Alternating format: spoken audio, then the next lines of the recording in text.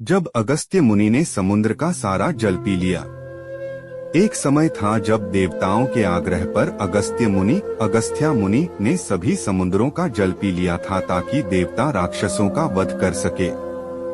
आज हम आपको उसकी कथा बताएंगे। राक्षस राज वृत्तासुर का वध।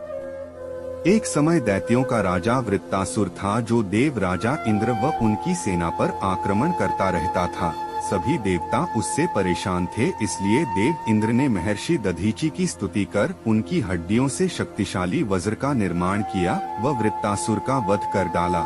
वृत्तासुर का वध होते ही दैत्य सेना में हाहाकार मच गया व सभी अपने जीवन की रक्षा करने के लिए इधर उधर भागने लगे। सभी राक्षस समुद्र में छुप गए। वृत्तासुर के वध के पश्चात दैत्यों के पास कोई राजा नहीं था, तब सभी धरती पर अपना जीवन बचाने के लिए छुपने लगे, लेकिन देवता उनको ढूंढ ढूंढ कर मार रहे थे। इसलिए सभी दैत्यों ने समुद्र के नीचे छुपने का सोचा ताकि देवता उन्हें ढूंढ ना सके। यह सोचकर सभी दैत्य समुद्र की गहराइयों में जाकर छिप गए। देवता हुए परेशान। दैत्यों के समुद्र में छिपे होने के कारण देवताओं को उन्हें ढूंढने में बहुत समस्या आ रही थी। चूंकि समुद्र अति विशाल होने के साथ साथ बहुत गहरा भी था व साथ ही पानी के अंदर देखा नहीं जा सकता था, इसलिए देवता दैत्यों का वध कर पाने में असमर्थ थे।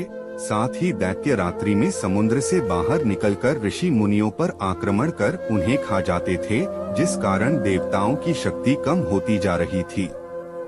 सभी देवता गए भगवान विष्णु के पास। दैत्यों के छल से परेशान होकर सभी देवता भगवान विष्णु के पास गए व उनसे सहायता मांगी।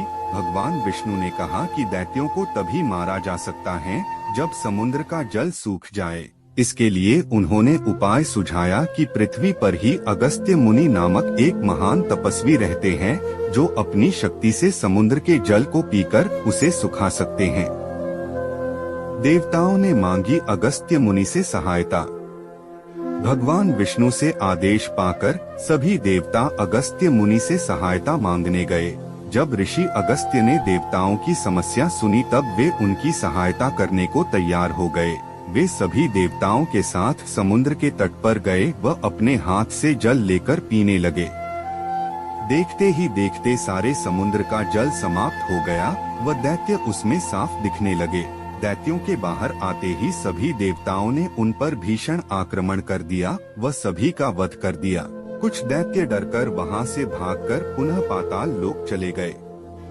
इस प्रकार अगस्त्य मुनि ने समुद्र का जल पीकर देवताओं व ऋषि मुनियों की सहायता की व दैत्यों का अंत करवाया। जब देवताओं ने राक्षसों का वध करने के पश्चात अगस्त्य मुनि से समुद्र का जल वापस लौटाने को बोला तो उन्होंने इसमें असमर्थता दिखाई व उन्हें बताया कि अब वह सारा जल पच चुका है। देवता गए भगवान ब्रह्मा के पास। सभी देवता अगस्त्य मुनि के द्वारा समुद्र का जल न लौटा पाने के कारण भगवान ब्रह्मा से सहायता मांगने गए। तब भगवान ब्रह्मा ने बताया कि कुछ समय के पश्चात भागीरथ इस पृथ्वी पर आएंगे व उनके तप से माँ गंगा का इस पृथ्वी पर आगमन होगा। उन्हीं के जल से विश्व के सभी समुद्र पुनः भर जाएंगे।